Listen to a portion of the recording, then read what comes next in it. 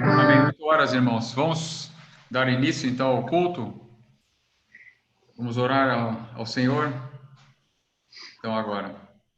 Senhor, nosso Deus e Pai, te damos graças. Podemos estar aqui, Senhor, reunidos através da internet e através, ó Deus, principalmente do Teu Espírito Santo, Senhor, que nos une e permite, ó Deus, que possamos ter acesso ao Teu trono pela morte e ressurreição de Jesus, para ouvirmos a Tua palavra, Deus, sermos edificados, sermos consolados, fortalecidos, direcionados. Abençoa, Deus, todos os atos desse culto, abençoa as pessoas que participarão do culto, que virão, que acessarão, Senhor. Ajuda, abençoa, Senhor, cada família representada nesses quadradinhos. Fala através dos louvores, das orações, dirige todas as coisas, fala através da ministração da Tua palavra. Usa a Rebeca, Senhor, glorifica o Teu nome através da vida dela. Nós te agradecemos, Senhor, porque podemos te chamar de Pai e estar agora diante de Ti para receber da Tua parte aquilo que o Senhor, desde antes da fundação do mundo, tem separado para nós para esse dia. Abençoa esse culto, nós pedimos mais uma vez e te louvamos em nome de Jesus. Amém. Vamos louvar. Vamos lá. Pai, Senhor, tudo bem, pessoal? Amém. Tudo bem? Deus abençoe a todos. Vamos lá.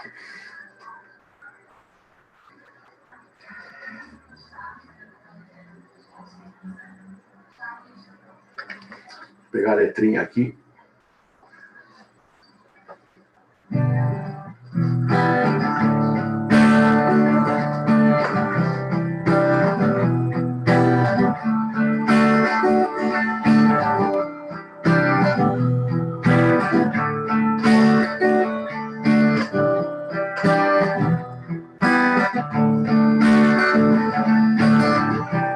Eu te quero mais do que o ouro.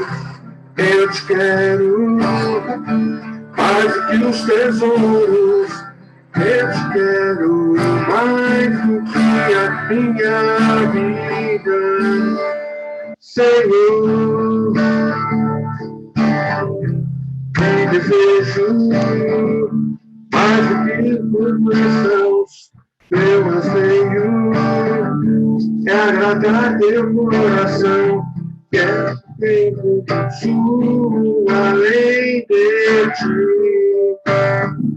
Senhor, tu és a porção da minha herança, que és o bem maior para mim. O teu coração não pode mais viver sem o teu grande amor.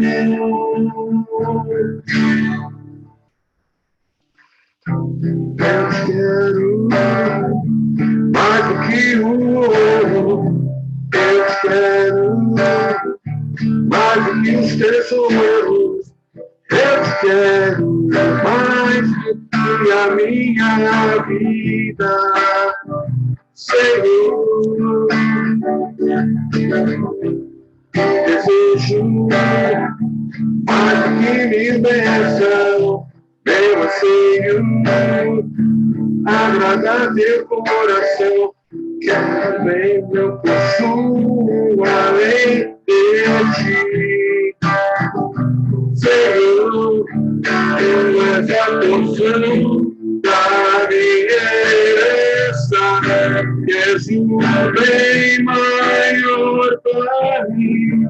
O teu coração não pode mais viver sem o teu grande amor. Tu és a porção da minha herança, és o bem maior para mim.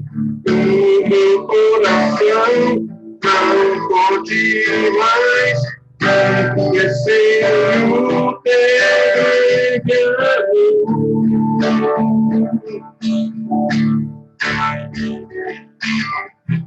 Deus meu, é tu sejas, meu anseio, é tu Jesus, meu Senhor. És tu, Jesus, meu Senhor. És tu, Jesus.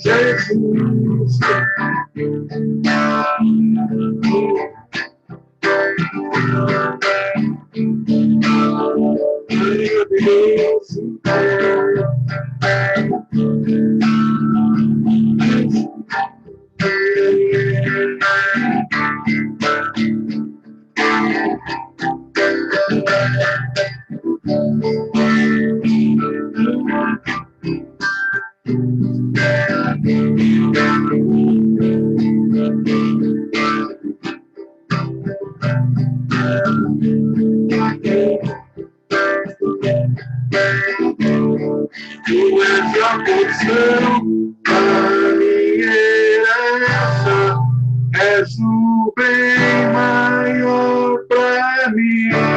O meu coração não pode mais envelhecer no teu grande amor. Tu és a porção da minha herança, és o bem maior para mim. O meu coração não pode mais envelhecer no teu grande amor.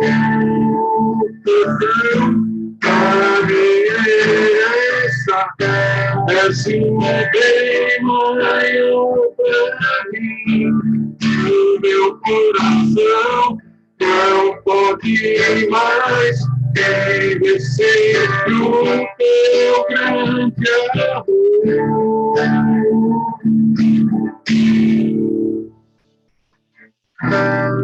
Senhor, és tu, Jesus, meu Senhor. És tu, Jesus. Amém, Senhor.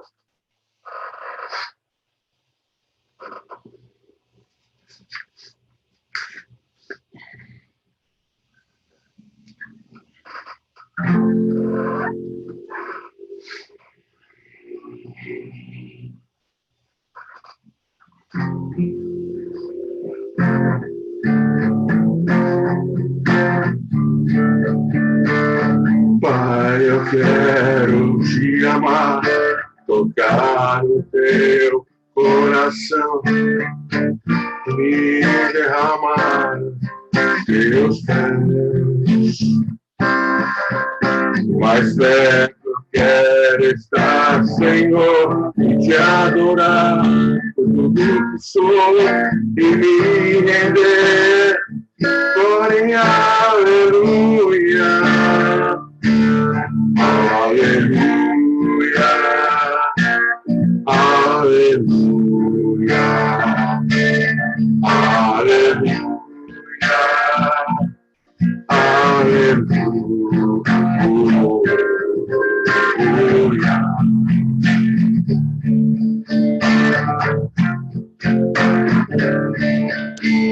Quando lutas vierem te derrubar, firmada em ti eu estarei, pois tu és o meu refúgio, ó Deus.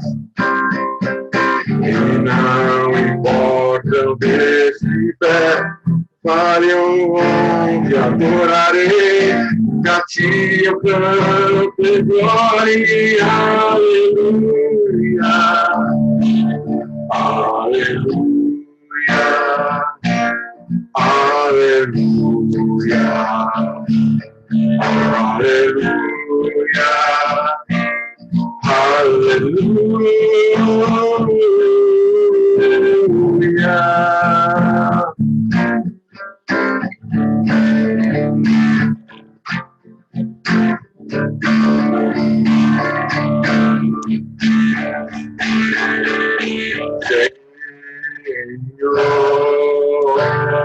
Preciso do teu olhar, ouvir as batidas do teu coração e poder dos nossos, ó Pai.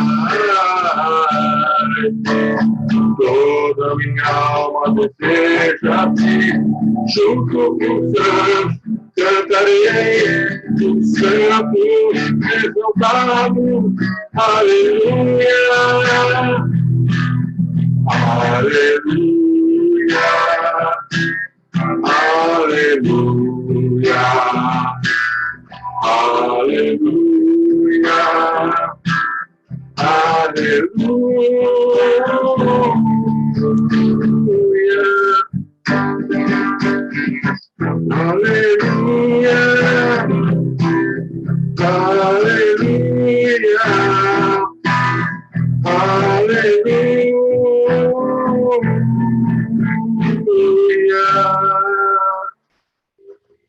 Amém. Glória a Deus. Obrigado. Amém.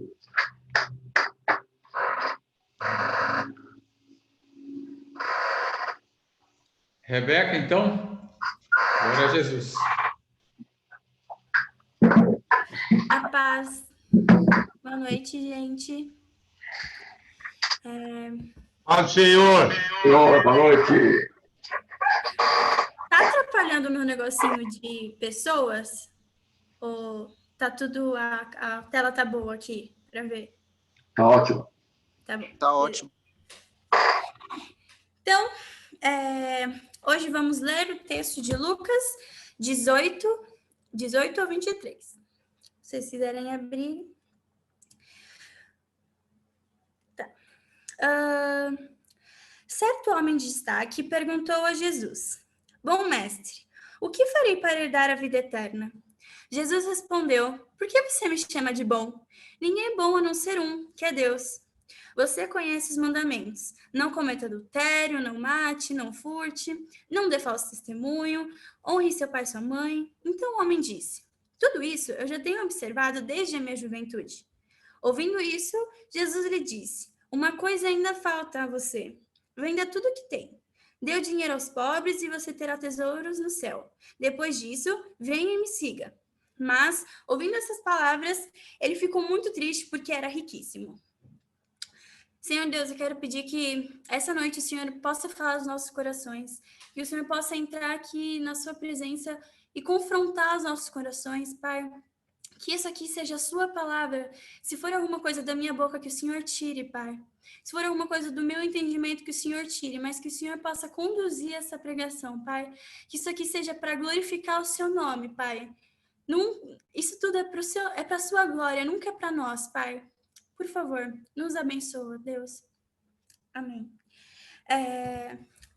Bem, para a gente começar isso aqui, a gente precisa entender esse diálogo. Quem era esse homem que estava conversando com Jesus? Quem era esse homem? Bem, esse homem, ele era um jovem, ele era rico, e lá está falando que ele era um homem de destaque.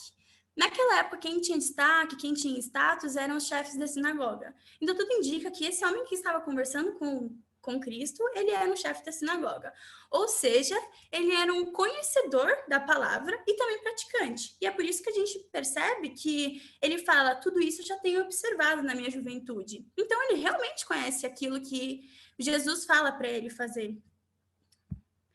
E agora, analisando um pouco essa frase, essa pergunta que ele fala para Jesus: Bom mestre, o que farei para herdar a vida eterna? Para começar, acho que está bem claro aqui, mas eu vou falar para vocês. Para começar, a gente viu que esse jovem, ele era um homem de destaque, ele era conhecedor da palavra, ele conhecia tudo aquilo que Jesus estava falando. Então, uma coisa legal da gente ver aqui é que, mesmo ele conhecendo tudo isso, ele confirma e reconhece que Cristo é o mestre. Isso já é um ótimo passo, né? E depois, ele fala que Jesus, ele não era só um ótimo mestre, mas ele fala que ele era um bom mestre. uma bondade que o homem enxergava em Jesus, a bondade que era terreno, uma bondade que, Jesus falava com pessoas que ninguém falava, Jesus multiplicava o pão, Jesus, enfim, multiplicava as coisas, então ele era bom aos meus olhos, aos olhos daquele homem. Então ele fala não só mestre, como ele também fala que Jesus era um bom mestre. Em seguida, a gente consegue perceber que o que farei para herdar a vida eterna, para aquele homem faltava alguma coisa. Mesmo ele sendo conhecedor, mesmo ele sendo praticante daqueles mandamentos desde a sua juventude, ele percebeu que faltava alguma coisa ali. E é por isso que ele pergunta para Jesus. E o mais engraçado é que a resposta de Jesus, ela vai contrária àquilo que o homem fala no primeiro momento. Ela não vem com uma clareza, mas ela vem com uma pergunta. Ele responde com uma pergunta, ele fala, por que você me chama de bom? Ninguém é bom a não ser um, que é Deus. E ele rebate o homem, falando, por que você me chama de bom? Ou seja, o que é bom para você? Jesus, ele impede que essa bondade com que o homem está se referindo a ele não seja uma bondade, a Deus, aliás, não seja uma bondade terrena. Jesus impede, a partir do momento que ele pergunta, por que você está me chamando de bom? Ele confronta aquele homem no o que é bondade para aquele homem. E qual que é a nossa visão da bondade? Bem, a nossa visão da bondade é uma visão terrena, é uma visão muito superficial. É uma visão de uma bondade que, primeiro, a bondade de Deus, ela meio que reflete naquilo que nós queremos. Então, para mim, se Deus só vai ser bom se ele me der o que eu sempre quis. Deus só vai ser bom se eu entrar naquela faculdade. Deus vai ser bom se ele realizar os meus sonhos. Eu só vou ser, entre aspas, abençoada por Deus se ele me der isso que eu sempre quis. Se eu casar com alguém que eu sempre quis. Então, eu associo essa bondade de Deus, eu tenho essa visão de Deus, essa visão da bênção de Deus, essa visão da bondade de Deus com algo que nós queremos. Então, se eu quero isso e eu tenho, se meu sonho é ir para fora do país e eu consigo, nossa, Deus está sendo muito bondoso comigo. E o nosso entendimento de bondade, como eu disse, é diferente do que Deus tem de bondade. E uma exemplificação da nossa bondade é que, por exemplo, quando a gente vê no canal da televisão que um monte de gente está sendo morta inocentemente, sangues de inocentes estão sendo derramados, a gente fica muito bravo, a gente fala, nossa, que maldade, esse mundo está terrível, não acredito que aquelas pessoas estão morrendo, eles não merecem nada, e pra gente a gente fica bravo, porque isso em nenhum momento é bondade, só que quando a gente vai de encontro com a bondade de Deus, ela é diferente disso que a gente está pensando. Tá bom, Rebeca, mas então o que é essa bondade de Deus? Eu não vim aqui para falar a bondade de Deus no seu total, até porque a gente nunca ia conseguir a totalidade e a plenitude da bondade de Deus, mas eu vim aqui trazer um pouco para a gente discutir um pouco do que eu consegui captar da palavra de Deus, um pouco do que eu venho vivendo na prática. O que é essa bondade de Deus? Para começar, essa bondade de Deus, ela é pautada na justiça. Bem, é tão diferente da nossa que a gente não consegue nem entender. Como assim a pessoa ela é bondosa e ela também é justiça 100%? É uma bondade que ela foge do nosso conhecimento, ela extrapola aquilo que a gente está pensando. A bondade de Deus, ela é tão diferente e ela não pode ser reduzida ao nossa, ao ponto de que em Isaías 53:10 fala que, todavia, ao Senhor agradou esmagá-lo, moê-lo, fazendo sofrer, ou em outras versões, fazendo o enfermo. Pera, mas esse texto está falando para quem? Está falando do Messias, o profeta Isaías, ele está falando do Messias que viria, o Senhor, ele se agradou em esmagá-lo, em moê-lo e fazê-lo sofrer. Pera, mas ele é inocente. Como é que pode um Deus que é bom se agradar em esmagar, se agradar em moer o seu próprio filho, se agradar em fazê-lo sofrer? Como é que pode um Deus que faz isso? Essa é a bondade de Deus. É uma bondade que a gente não entende. É uma bondade que ele se agradou em esmagar, em fazer com que Cristo sofresse para que hoje a gente conseguisse ter vida. É uma bondade que foge dos nossos parâmetros. E em Mateus 16:25, ele se confirma quando ele fala, quem perder a sua vida por mim, esse achará. Essa é a maior expressão de bondade que o Senhor pode fazer para a gente. Bondade de a gente perder a nossa vida, perder os nossos sonhos, perder a nossa idealização de vida perfeita para a gente achar nele. Essa bondade de Deus que ela ultrapassa aquilo que a gente acha que é bom. É exatamente isso com que Jesus ele fala para o cara dar tudo que você tem. Ele não estava falando só de dinheiro. Ele não estava falando só de propriedade. Ele estava falando de tudo. O que é tudo? Tudo são seus sonhos, são suas conquistas, são a sua visão de mundo, a sua idealização do mundo, os seus anseios, é tudo. Dar a vida, entregar a vida para conseguir seguir Jesus e seguir os passos dele, que foi ser moído, que foi sofrer, que foi ser enfermo, isso é bom. É a gente dar a vida e entregar tudo, como Jesus falou para esse jovem, que no final a gente acaba vendo que ele se recusa, ele fica triste, fala não. E é engraçado que a gente até percebe que ele nem chama mais ele nem de mestre, nem de bom, nos versículos seguintes. Ele simplesmente fala com Jesus como, peraí, que é isso, sabe? Você era bom para mim até agora, mas a partir daquele momento que Jesus fala que ele tem que entregar a sua vida inteira, ele não é mais bom. E essa bondade de Deus... Eita, pulou um slide, gente. Desculpa. Eu vou falar aqui mesmo assim. Essa bondade de Deus, ela é uma bondade que a gente vê ao ponto de que ele é tão bom que a gente pode até dar um exemplo de um vaso. Um vaso, ele pode estar trincado. Deus, ele não vai só remendar aquele vaso. Pelo contrário, ele vai quebrar todo aquele vaso. Ele vai destroçar aquele vaso para ele poder construir um novo. A bondade de Deus é tão infinita, mas tão grande, que em Oséias 11, no capítulo 11, eu indico vocês a lerem depois, é tão boa que Deus ele fala para Israel, se você continuar desse jeito, eu vou deixar com que os assírios invadam e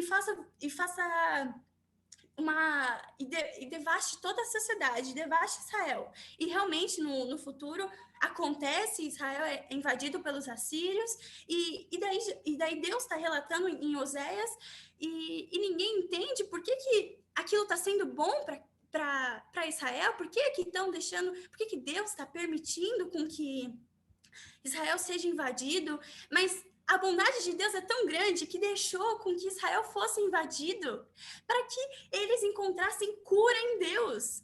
Está falando no final do capítulo, isso é muito lindo de ler. Porque Deus, ele é tão bom e ele tem uma visão tão grande, tão maior que a nossa, que é bom que a gente sofra, é bom que a gente seja ferido, é bom para a gente encontrar sua cura nele. Só ele pode nos dar essa cura, só ele pode nos dar isso que a gente tanto almeja. A bondade de Deus é uma coisa que transcende o nosso conhecimento, já falei isso, eu vou repetir, porque a nossa bondade a nossa visão de bondade que Deus tem, é Deus dar o que a gente quer, mas não é isso que o Evangelho prega. O Evangelho em nenhum momento prega sobre ter o que a gente quer. Pelo contrário, é você perder a sua vida. É você perder para só Ele encontrar, só Ele estar em você.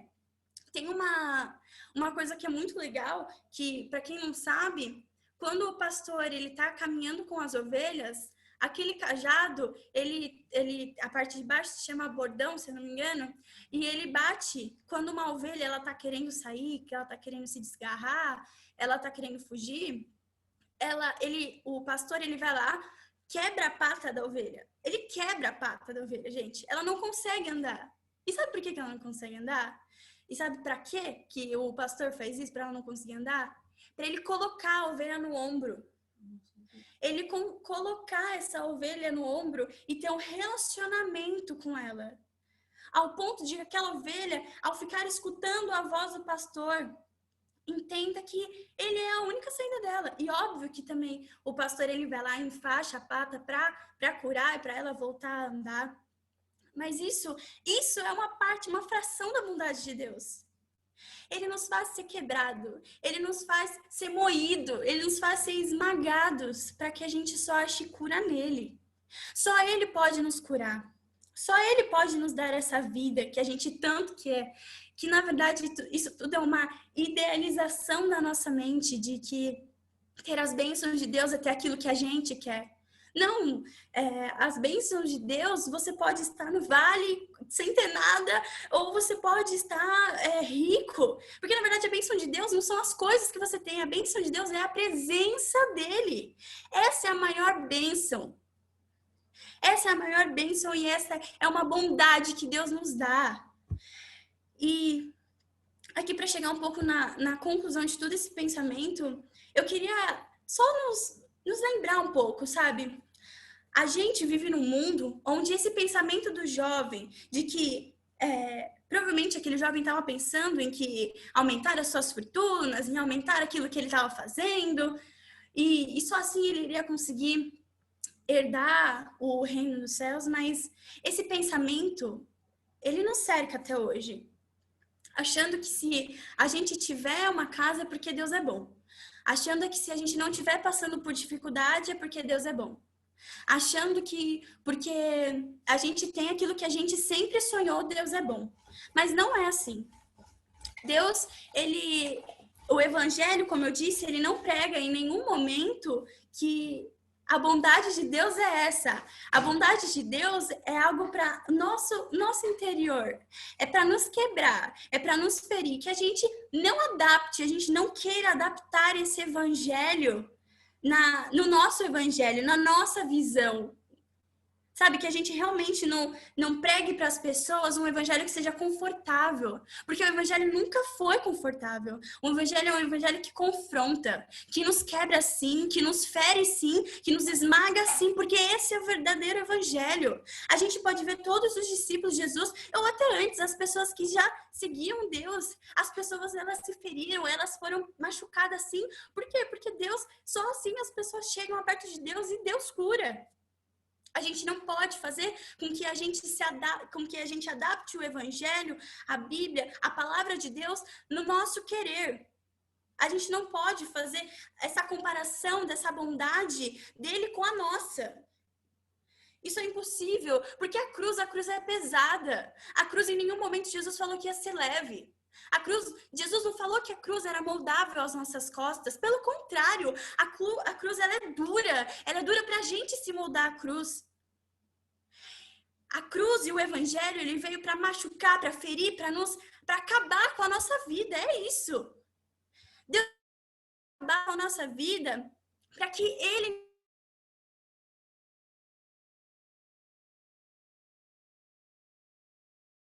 pode, um Deus tão bondoso pensar na gente ao ponto de ferir, que só assim a gente vai ter um relacionamento, só assim a gente vai ter um relacionamento bom com ele.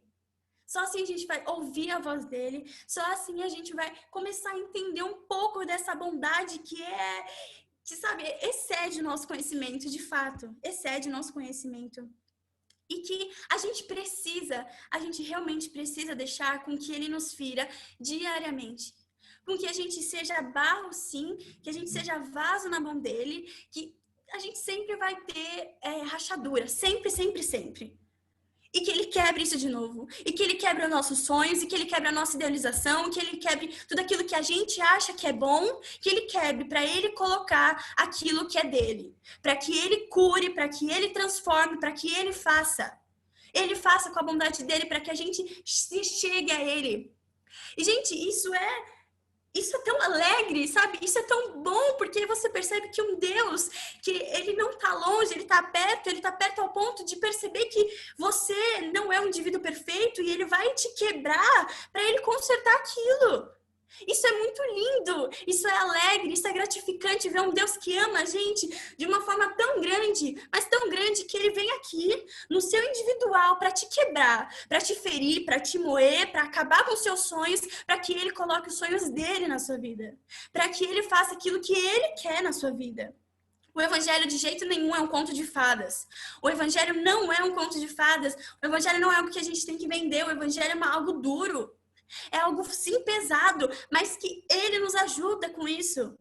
E glória a Deus que é pesado, porque se a gente quisesse a gente quisesse realmente carregar isso sozinho, a gente não ia conseguir, a gente não ia conseguir. Ainda bem que não é um conto de fadas, que esse Deus é vivo, é um Deus que vem e nos confronta, não nos deixa parado. A salvação é sim crer num Deus que você será salvo, mas é crer num Deus e seguir os passos dele. O que foi seguir os passos deles? O que é ser discípulo dele? É você seguir tudo isso que ele passou. Ele sofreu, ele foi moído. Você acha que a vida dele foi fácil? Aqui não foi, a gente pode ver pelos discípulos. O evangelho não é um conto de fadas, você não pode vender isso, você não pode viver isso. O evangelho ele vem para te confrontar, o evangelho vem para te quebrar, para só ele curar. E eu repito, e eu insisto nisso, porque isso tem que ser uma verdade dos nossos corações. Porque se a gente não está sendo quebrado, se a gente não está sendo machucado, se a gente não está sendo ferido, é porque tem alguma coisa estranha aí. Se a gente está tudo bem com a vida, se, nossa, é a vida que eu sempre sonhei, tem alguma coisa estranha aí, gente. Deixe com que Deus venha te ferir diariamente. Deixe com que Deus venha quebrar os seus sonhos. Deixe com que Deus venha fazer a vontade dele. Se você está sofrendo, que bom, glória a Deus por isso. Se alegre, porque quer dizer que ele se importa com você, quer dizer que ele ama você de uma tal forma que ele vem aqui para te ferir, para ele te curar. Só assim a gente conseguiria chegar perto dele para ele curar a gente. Porque a nossa carne quer se afastar dele. Assim como aquele jovem fez. Ele viu que a bondade dele era diferente da que ele imaginava. Não era mais aquele Deus só que multiplicava pão, que falava com o que não era falado. Ele viu que a bondade de Deus era estranha. Ele nem chama mais ele de bom, mas que a gente sinta essa bondade diária em nossas vidas.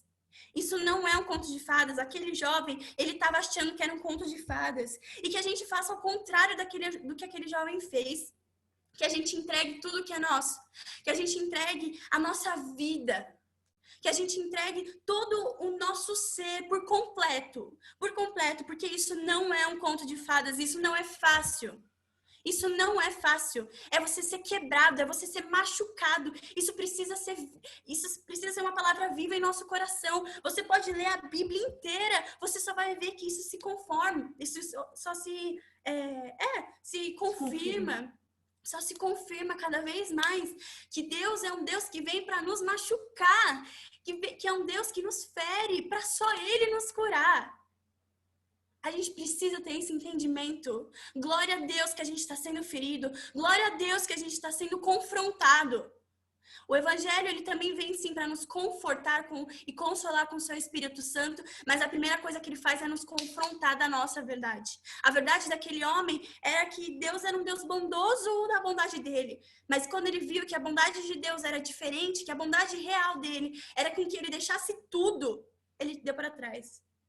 E que hoje, a partir do momento que a gente saiba que a vontade de Deus não é fazer a nossa vontade.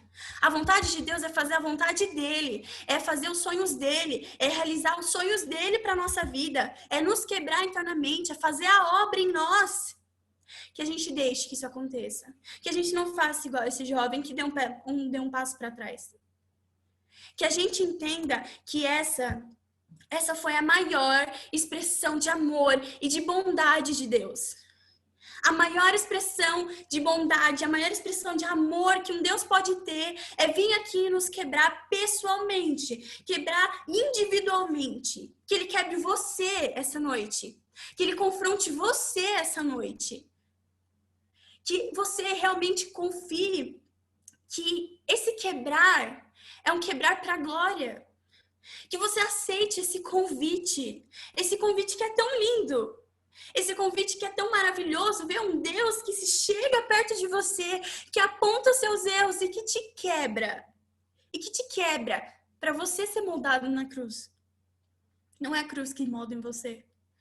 Que você siga esses passos dele, assim como eu venho seguindo. Dói, gente. Dói porque a gente acha que a bondade de Deus é fazer, acabar com essas pessoas que morrem inocentemente, e de fato, talvez possa até ser, mas a bondade de Deus real é essa, que você seja confrontado, que você seja quebrado, que você deixe com que o Espírito Santo de Deus venha aqui e te fira essa noite. Não só essa noite, mas todos os dias da sua vida. Que você seja quebrado. E, meu irmão, se você não está passando por isso, tem algo muito errado com a sua vida. Sinto lhe dizer. Se você não está sendo confrontado diariamente, se você não está sendo quebrado, se você não está sendo moído, tem alguma coisa de errado. Peça que o Espírito Santo venha e te quebre, te confronte nas suas verdades, para você seguir os passos dele, para você seguir essa busca de ser quebrado para ele, para você ser curado por ele. Porque é o mesmo Deus que fere, é o mesmo Deus que cura. Esse é o nosso Deus que vem para nos ferir, para ele nos curar e mostrar a sua grandiosidade, mostrar o seu poder enorme, mostrar e expressar o seu amor. Essa é a bondade de Deus. E eu quis trazer isso hoje porque eu venho vendo muito que o evangelho ele é muito romantizado e não é essa a verdade. A verdade do evangelho é que dói, a verdade do evangelho é que confronta, e é por isso que muitas pessoas, assim como esse jovem, dão para trás. Que você não seja essa pessoa que dê para trás. Que você não seja essa pessoa que fique confortável onde você está. Pelo contrário, que você busque diariamente, que você, assim como Pedro vai falar mais pra frente, Senhor, eu saí da minha casa, deixei tudo para trás para vir te seguir, que você faça isso. Que você deixe para trás seus sonhos, que você deixe para trás a sua expectativa de vida perfeita, que você deixe para trás quem você é, para você seguir os passos de Cristo. Eu queria trazer isso hoje e também eu queria orar sobre isso, para que isso seja uma verdade nos nossos corações, para que esses pensamentos que tentam adaptar o evangelho a algo que não é real, que a gente não seja encaminhado por isso, que a gente vai ser o primeiro a falar que não é a verdade. E é por isso que o evangelho é para os loucos. É para os loucos mesmo. Deus mandou as coisas loucas para confundir os sábios. E é exatamente isso. E glória a Deus, porque ele vem falando isso no meu coração e hoje eu pude trazer aqui para vocês. Que o evangelho não é algo que é um conto de fadas. Vamos orar agora e eu queria realmente que você orasse onde você está. Eu queria realmente que você orasse para onde você está, para entender que isso tudo aqui que ele faz não é para você. Isso tudo aqui que ele está fazendo não é para realização dos seus sonhos, não é para realização da sua vida perfeita. É para a realização da obra de Deus na sua vida. Que você seja confrontado, que você seja quebrado nessa noite. E realmente que o Espírito Santo de Deus possa vir aqui e quebrar o vaso que você é todos os dias da sua vida. Senhor Deus, eu quero entrar na sua presença, na verdade, continuar na sua presença. Eu quero agradecer pela essa palavra que o Espírito Santo me trouxe aqui. E eu sei que eu nunca vou entender a plenitude da sua bondade, porque ela excede qualquer tipo de pensamento que eu poderia ter, Pai. Mas um pouco da sua bondade, um pouco da sua verdade já nos confronta de uma tal forma que nos faz sair dessa vida medíocre que nós temos, Pai. Que seu amor possa ser um amor tão grande, mas tão grande, que chegue perto de nós e que nos quebre, Pai. Que o Senhor se agrade em ver a gente sofrer, que o Senhor se agrade em ver a gente ser moído, que o Senhor se agrade em ver a gente não realizando os nossos sonhos para realizar os seus sonhos, Pai. Eu realmente te peço que a nossa vida, Senhor, possa ser quebrada diariamente, como o Senhor vem fazendo comigo, Pai. Porque a gente acha que a sua bondade é de um jeito, mas não é, Pai. Que o Senhor possa limpar a nossa visão, que o Senhor possa tirar os tampões dos nossos ouvidos ou querer adaptar o evangelho para a nossa verdade. O evangelho não é relativo, o evangelho é isso. É isso. E glória a Deus por isso, Pai. Glória a Deus porque o Senhor vem falando no meu coração e hoje eu pude trazer essa palavra para essas pessoas, Pai. Que essas pessoas elas possam ser quebradas na sua presença, Pai.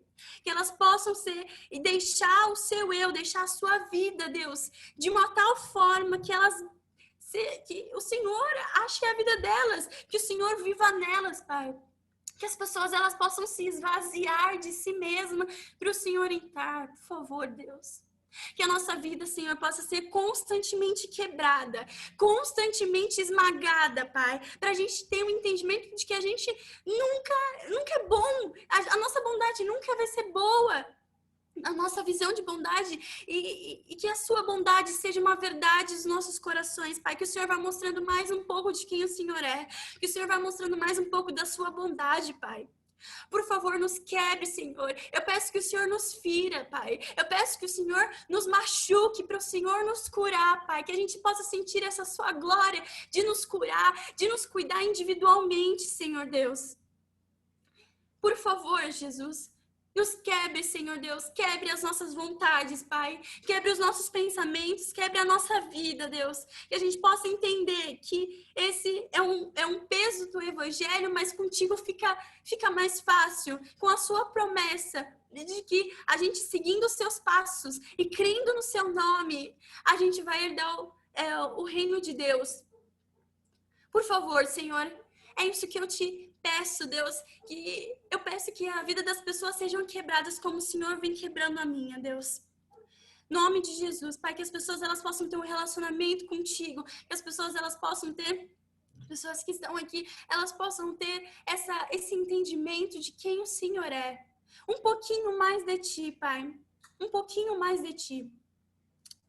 Obrigado pela sua palavra, Espírito Santo. Obrigado porque o Senhor é vivo e é um Deus tão grande que vem aqui nos ferir para curar. Obrigada, Deus. Obrigada por nos amar e por expressar essa sua bondade infinita. Expressar esse seu amor tão grande que vem aqui, individualmente, para nos quebrar, para o Senhor curar. Obrigada, Senhor. Obrigada, Senhor. Em nome de Jesus, amém.